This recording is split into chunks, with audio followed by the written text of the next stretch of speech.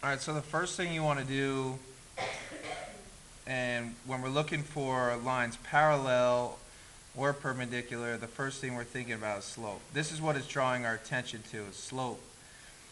So how do I get slope from the information they give me? They give me a coordinate and they give me a line in standard form. Standard form is where you have an ax plus by equals c. That's where you have the x and y on the same side. So the first thing I do is look at this and say, okay, I want to get this to slope intercept form. And the reason I want to do that is because if I get y by itself, I'll be able to identify what is the slope of this line. 2x plus 3y equals 8. And in order to do that, like I said, I have to get y by itself. I'll subtract the 2x from both sides.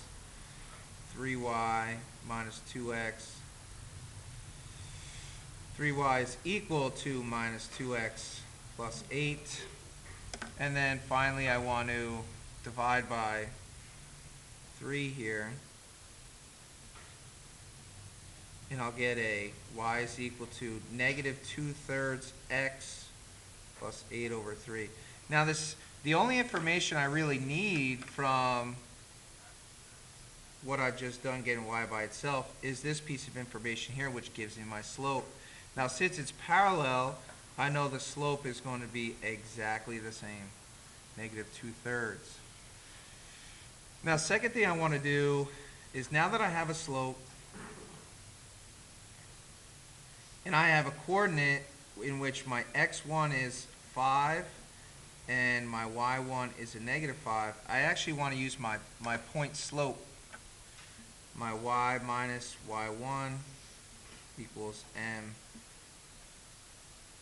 or my slope minus x1. This is a great equation to use formula, because if you have a point and a slope, you could come up with a linear equation. So let's plug in some of our values.